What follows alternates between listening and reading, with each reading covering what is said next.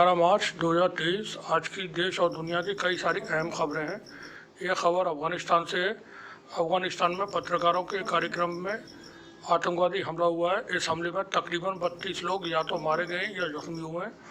जानकारी के मुताबिक अफ़गानिस्तान के बल्ख प्रांत के शहर मज़ार शरीफ में भयानक विस्फोट हुआ। इसमें तकरीबन 32 लोग हताहत व घायल हुए हैं। जो चश्मदीद हैं उनका कहना है कि धमाका टिबियान कल्चरल सेंटर में उस समय हुआ जब पत्रकारों के सम्मेलन समारोह यहाँ किया जा रहा था।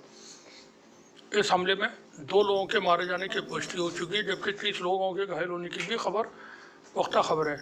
मारे गए लोगों में कोई पत्रकार नहीं है, बल्कि घायलों में बड़ी संख्या में पत्रकार हैं। अल जज़ीरा से बात करते हुए एक अफगान अधिकारी ने कहा कि विस्फोट बहुत खतरनाक था। जब धमाका हुआ उस समय कार्यक्रम में 25 पत्रकार मौजूद थे। घटना के तुरंत बाद सुरक्षा कर्मियों ने घटनास्थल को घेर लिया और जांच पड़ताल शुरू कर दी है। इसी खबर से मुतालिक बता दें कि एक दिन पहले भी बल्ख प्रांत में एक बहुत बड़ा विस्फोट हुआ था, और ये विस्फोट गवर्नर हाउस के अंदर हुआ था, जिसमें गवर्नर की मौत हो गई थी। वहाँ के जो गवर्नर थे बल्ख प्रांत के, उनकी मौत हो गई थी। वहीं दूसरी खबर यह फ़लस्तीन से है। फ़लस्तीन में 24 घंटे के अंदर जो फ़लस्तीनी नौजवान हैं उन्होंने कई बड़ी कार्रवाइयाँ की हैं इस्राएली सेना के ख़िलाफ़। तकरीबन 2 दर्जन के करीब ये कार्रवाइयाँ बताई जा रही हैं, और इसमें कई सारे जो इस्राएली सैनिक हैं वो घायल हुए हैं, और बड़ी संख्या में यहाँ पर जो है अफरा तफरी फैली हुई है। जेनिन के हालात इस वक्त बेहद ख़राब हैं। ख़बरों के मुताबिक फ़लस्तीनी नागरिकों ने 24 घंटे के अंदर जोनी बस्ती में निवासियों और सैनिकों के ख़िलाफ़ तकरीबन 19 कार्रवाइयों को अंजाम दिया है। शाहब न्यूज़ एजेंसी की रिपोर्ट के मुताबिक वेस्ट बैंक में जेनिन के पास अवैध जोनी कॉलोनी में फ़लस्तीनी युवकों ने फायरिंग की। उधर फ़लस्तीनी प्रतिरोध आंदोलन ने पिछले 24 घंटे के दौरान कई सारे जो इस्राएली सैनिक हैं उनको टारगेट करके अपनी कार्रवाइयाँ अंजाम दी है। इसमें इन्होंने तकरीबन 341 ऑपरेशन को अंजाम दिया है। पिछले सप्ताह के दौरान जो इसराइल विरोधी जो कार्रवाइयाँ हुई हैं, इसमें तकरीबन 10 इसराइली घायल हुए हैं, जबकि इन्हीं हमलों में 12 फ़लस्तीनी नौजवान शहीद हुए हैं। ये एक बड़ी खबर है। ये है ईरान से। ईरान को लेकर के ईरान के जो विदेश मंत्री हैं उन्होंने सीरिया का दौरा किया है, और वहाँ वो भूकंप पीड़ित इलाकों में गए हैं। चूँकि पिछले महीने ही वहाँ ईरान, सीरिया और तुर्की में बहुत भयानक भूकंप आए थे, जिसमें दोनों ही मुल्कों के अंदर बहुत सारे लोगों की जानें गई थी, और 1.5 लाख से ज़्यादा लोग ज़ख्मी हुए थे, और तकरीबन 2 लाख से ज़्यादा इमारतें वहाँ ढह गई थी। तो जुमे के दिन जो जानकारी है उसके मुताबिक ईरान के विदेश मंत्री सीरिया की राजधानी दमिश्क पहुँचे, और भूकंप पीड़ित प्रभावित इलाकों का दौरा करने के बाद उन्होंने राष्ट्रपति बशर असद से मुलाकात की। इस दौरान सीरिया के राष्ट्रपति ने ईरान के विदेश मंत्री से कहा कि भूकंप प्रभावित क्षेत्रों का उनका दौरा इस बात का प्रमाण है कि सीरिया के लिए ईरान का समर्थन केवल भौतिक चीज़ों तक सीमित नहीं है, बल्कि इसके मजबूत भावनात्मक पहलू भी हैं, जो सम्मानीय है। भूकंप से मची तबाही के बारे में बात करते हुए ईरान के विदेश मंत्री ने सीरिया के राष्ट्रपति से अपनी सहानुभूति व्यक्त की, और सीरिया ने भी ईरान ने जो मदद भेजी उस पर उन्होंने काफ़ी शुक्रिया अदा किया ईरान का। वहीं तुर्की में जो भूकंप आया था उसमें बता दें कि अब तक 47,000 लोगों के मारे जाने की खबर है, और 1,15,000 से ज़्यादा लोग तुर्की में उस भूकंप में जख्मी हुए थे। ये भूकंप पिछले महीने फरवरी के महीने में यहाँ आया था, और 14 अब वहाँ पर 14 मई को तुर्की में चुनाव होने जा रहे हैं। एक दावा नेतन्याहू ने, जो इसराइल के प्रधानमंत्री हैं, उन्होंने दावा किया है, और ख़बर के मुताबिक कुछ खबर इस तरह से इसराइली प्रधानमंत्री ने ईरान को लेकर के दावा करते हुए कहा है कि ईरानी मिसाइल यूरोप समेत कई और देशों तक मार कर सकते हैं। ऐसे मिसाइल ईरान ने बना ली हैं और इन मिसाइलों से इसराइल को बहुत ज़्यादा ख़तरा है। नेतन्याहू का ये दावा ऐसे वक्त में है जब फ़लस्तीन में रहने वाले लोग कई हफ्तों से वहाँ पर उनके ख़िलाफ़ इसराइल के लोग, यहूदी जो समुदाय है, वो अपने प्रधानमंत्री नेतन्याहू के ख़िलाफ़ विरोध प्रदर्शन कर रहा है। और ये विरोध प्रदर्शन बहुत बड़े पैमाने पर हो रहे हैं और कई जगहों पर तो उन्होंने एयरपोर्ट के रास्ते भी पूरी तरह से ब्लॉक कर दिए थे। ऐसे वक्त में इसराइल के प्रधानमंत्री नेतन्याहू ने ये दावा किया है कि ईरान के जो मिसाइल हैं वो यूरोप के सभी देशों तक और इसके अलावा और भी देशों तक ये मार कर सकते हैं, बहुत लंबी दूरी के हैं। वहीं बता दें कि ईरान ने पिछले महीने भर पहले एक मिसाइल का परीक्षण किया था जिसकी जो रेंज है वो बताई जा रही है तकरीबन 1600 किलोमीटर, और इसको बढ़ा करके 2200 और 2500 किलोमीटर किया जा सकता है। वहीं ईरान के जो ड्रोन है शाहिद 136, इसके अलावा भी ईरान ने उसी शाहिद 136 ड्रोन का एक लेटेस्ट वर्जन तैयार और किया है जो उससे भी ज़्यादा ख़तरनाक है। ईरान के ये ड्रोन शाहिद 136 यूक्रेन के अंदर भारी तबाही मचा चुके हैं और अमेरिका और यूरोप के देशों में इसको लेकर के पैनिक है, और उसकी जो टेक्नोलॉजी है वो बेमिसाल है। अभी तक उसके बारे में किसी को बहुत ज़्यादा जानकारियाँ हासिल नहीं है। एक और अहम खबर ये भारत से खबर है, जहाँ पर जो कांग्रेस के राष्ट्रीय अध्यक्ष हैं मल्लिकार्जुन खड़गे, उन्होंने एक बयान दिया है, और ये बयान उन्होंने तब दिया जो जुमे को, शुक्रवार को, बिहार के पूर्व मुख्यमंत्री लालू प्रसाद यादव के परिवार के खिलाफ ईडी की छापेमारी हुई थी।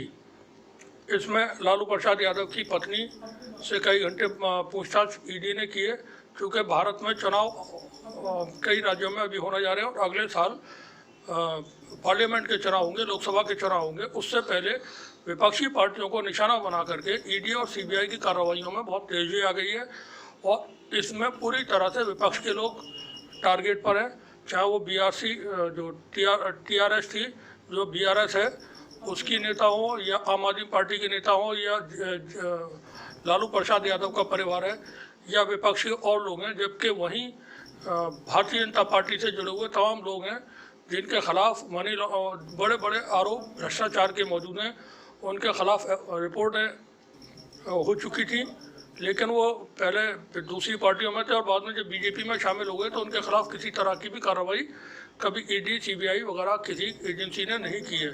तो यहाँ पर कांग्रेस के जो राष्ट्रीय अध्यक्ष है उन्होंने कहा है कि अब पानी सर के ऊपर से चला गया है।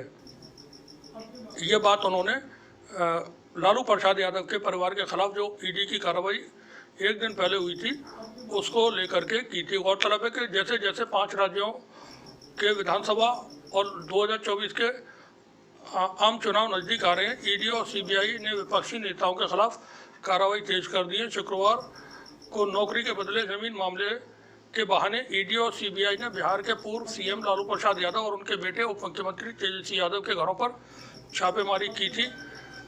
मुख्य विपक्षी दल कांग्रेस के अध्यक्ष मल्लिकार्जुन खड़गे ने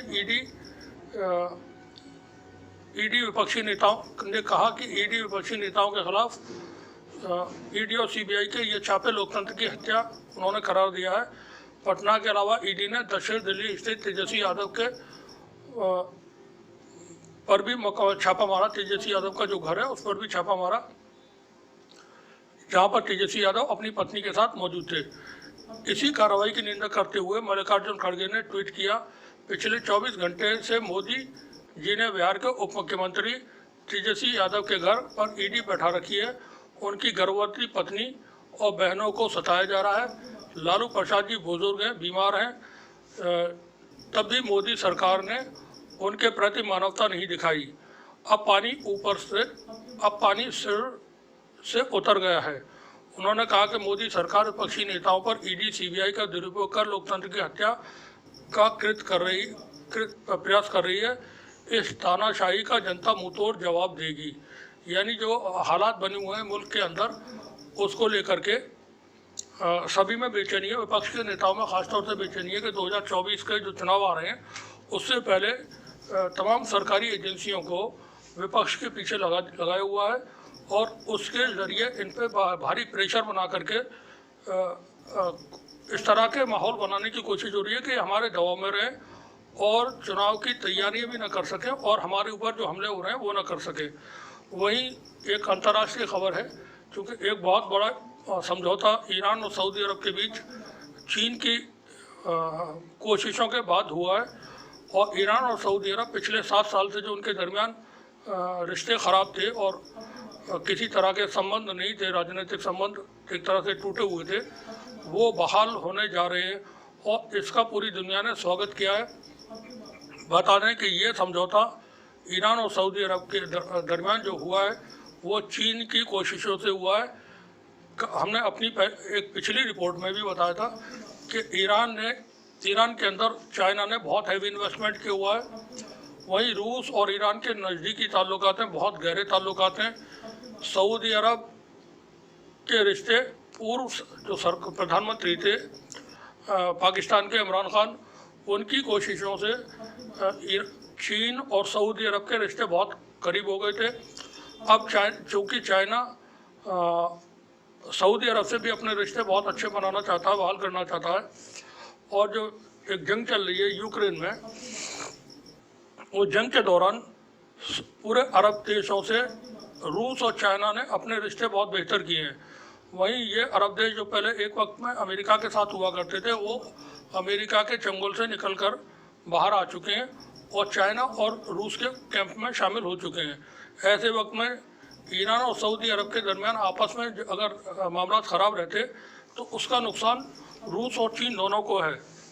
इसीलिए चाइना ने कोशिश करके सऊदी अरब और ईरान के दरमियान आपस में समझौता करवा दिया है और इस समझौते पर संयुक्त राष्ट्र संघ ने भी खुशी जाहिर की है। उन्होंने कहा ये बहुत अहम समझौता है और इस मामले में उन्होंने चीन की भी भूमिका की सराहना की है। जो संयुक्त राष्ट्र संघ के महासचिव हैं, उन्होंने कहा ईरान और सऊदी अरब के बीच अच्छे व नेक पड़ोसी पर आधारित संबंध फारस की खाड़ी की शांति और स्थिरता में अहम और मुख्य भूमिका रखते हैं। चीन के विदेश मंत्री ने भी इस दौरान कहा कि तेहरान और रियाद समझौते को शांति और स्थिरता की एक मिसाल करार दिया है। पाकिस्तान ने भी दोनों देशों के बीच संबंधों को एक अहम प्रगति करार दिया है। पाकिस्तान के विदेश मंत्रालय ने अपने एक बयान जारी करके कहा है कि उनका देश बड़ी गर्मजोशी के साथ ईरान और सऊदी अरब के बीच कूटनीतिक संबंधों की बहाली का स्वागत करता है। लेबनान की सरकार ने भी दोनों मुल्कों की जो दरमियान ये रिश्ते अच्छे हुए हैं सऊदी अरब और ईरान के, उसको लेकर के स्वागत किया है। वहीं लेबनान के जो ग्रुप है, एक हिजबुल्लाह ग्रुप, उन्होंने भी इसको लेकर के वेलकम किया है दोनों जो के दरमियान जो समझौता हुआ है। और हिजबुल्लाह ने कहा है कि ईरान और सऊदी अरब के संबंध अपनी निकटता व स्वाभाविक रास्ते पर आगे बढ़ते हैं, तो इससे राष्ट्रीय और क्षेत्रीय स्तर पर नए क्षितिज उभर कर सामने आएंगे। यहाँ पर हसन नसरुल्लाह ने भी निजी तौर पर अपना एक बयान दिया है और तेहरान और रियाद के संबंधों को क्षेत्रीय देशों और उनके राष्ट्रों के हक में करार दिया है। बता दें कि लेबनान की जो शिया मुस्लिम है, उनकी एक काउंसिल है, उनके प्रमुख शेख अली खतीब ने भी इस समझौते को इस्लामी जगत में एकता और एकजुटता का कारण बनेगा बताया है। फ़लस्तीन के जो ग्रुप है हमास, उसने भी अपना एक बयान जारी करके इस्लामी जगत की एकता और एकजुटता को इस समझौते को अहम बताया है। तुर्की के विदेश मंत्री ने भी इस समझौते का स्वागत किया है और उन्होंने इसको बताया है कि इससे पूरे हल्के में इलाके में अमन कायम होगा। ओमान के विदेश मंत्री ने भी इसका वेलकम किया है। कुल मिलाकर के अरब दुनिया हो या बाकी दुनिया हो, अमेरिका सभी ने जो ईरान और सऊदी अरब के दरमियान समझौता हुआ है इसको वेलकम किया है। कतर के प्रधानमंत्री और विदेश मंत्री ने भी ईरान और सऊदी अरब के बीच संबंधों के नए परिवर्तनों पर बधाई दी है। यमन की जो नेशनल जो सरकार गवर्नमेंट है वहाँ पर, उसने भी दोनों के मुल्कों के समझौते पर स्वागत किया है और कहा है कि इससे क्षेत्रीय शांति और स्थिरता तथा इस्लामी जगत की शांति और सुरक्षा का कारण बनेगा। अंसारुल्लाह के जो अंसारुल्लाह एक प्रॉक्सी है ईरान की, उसके जो प्रवक्ता हैं उन्होंने भी ट्वीट कर इस पर अपनी प्रतिक्रिया दी है।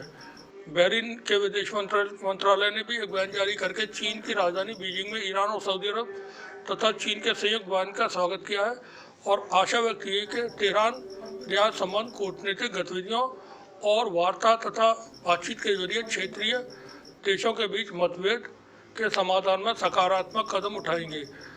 जॉर्डन के विदेश मंत्रालय ने भी इसका स्वागत किया। वहीं संयुक्त अरब अमीरात की तरफ से इसका बहुत गर्मजोशी के साथ स्वागत किया गया और संयुक्त अरब अमीरात के जो क्राउन प्रिंस है उन्होंने एक बयान जारी करके, ट्विटर पर उनका बयान मौजूद है, उन्होंने इसका वेलकम किया और कहा है कि इससे पूरे इलाके में अरब जगत में खुशहाली होगी और नए रास्ते खुलेंगे, कारोबार के भी रास्ते खुलेंगे और दूसरी तरह से भी खुशहाली आएगी। तो कुल मिलाकर के दुनिया के अंदर जो चीज़ें चल रही हैं उसमें एक बड़ी खबर हमारे भारत से भी है और वो खबर कुछ इस तरह से है कि ये आम आदमी पार्टी के एक लीडर हैं स्वाति मालीवाल, और वो उनका एक बहुत ही चौंकाने वाले बयान सामने आया है। और ये दिल्ली महिला आयोग की अध्यक्ष मियां स्वाति माल, उन्होंने कहा कि वो भी यौन शोषण का शिकार हुई हैं और उन्होंने कहा कि बचपन में मेरे पिता मेरा यौन शोषण करते थे। खबर कुछ इस तरह से कि दिल्ली महिला आयोग अध्यक्ष स्वाति मालीवाल ने अपने साथ हुए यौन शोषण को लेकर एक सनसनीखेज खुलासा किया है। स्वाति ने कहा कि मेरे पिता बचपन में मेरा यौन शोषण करते थे, वो गुस्से में मेरी चोटी को पकड़कर दीवार से टकरा देते थे। इस कारण मैं डर कर पलंग के नीचे छिप जाती थी। कई रातें मैंने ऐसी ही बिताई हैं। जब तक मैं अपने पिता के साथ रही तब तक ये कई बार हुआ। स्वाति ने शनिवार को यानी आज ही एक कार्यक्रम में अपनी ये दर्द भरी जो आप बीती है वो सुनाई। दिल्ली महिला आयोग की ओर से शनिवार को एक अंतर्राष्ट्रीय महिला दिवस के उपलक्ष्य में एक सेमिनार का आयोजित किया गया था। कार्यक्रम में बोलते हुए स्वाति मालीवाल ने कहा कि मैं चौथी क्लास तक अपने पिता के साथ रही। तब मेरे पिता जैसे ही घर आते थे मैं डर जाती थी। वो गुस्से में बिना वजह मुझे पीटते थे। डर के कारण मैंने कई रातों तो बिस्तर के नीचे छिपकर बिताई। मैं डरकर सहमती और कांपती रहती थी। तो ये चीज़ें चूँकि हमारे समाज में जो होती हैं और जिनको लेकर के लोग चुप हो जाते हैं, नहीं बोलते हैं। अब ये स्वाति माल ने अपने बचपन की एक दुख भरी बात बताई है और ऐसा बहुत सारे लोगों के साथ होता होगा, क्योंकि ये हमारे समाज की एक सच्चाई है जिसको हम नकार नहीं सकते किसी भी तरीके से, कि बच्चों के साथ उनके परिवार के ही लोग और उनके जो करीबी रिश्तेदार होते हैं और उनके आस पड़ोस में जो लोग रहने वाले होते हैं वही सबसे पहले गलत बर्ताव करते हैं, जिनका असर उनकी शख्सियत पर पूरी उम्र पड़ता है और वो उससे कभी भूल नहीं पाते।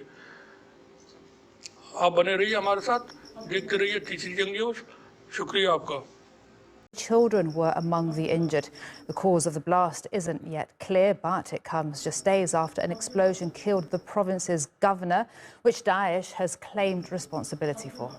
محمد داود مزمل د هلمند ولایت مرستیال په ولایت کې ټول کارونه نظامی او ملکی د ولایت د مسؤل صلاحیت دی د محاکمو جوړول د ولسوالانو ټاکل، نظامی قومندانان په علاقو کې ټاکل او مجاهدینو ته د پلان ورکول او حقوقي موضوعاتو او محاکمو ته راجع کول احکام دا ټول د والي صلاحیت دی.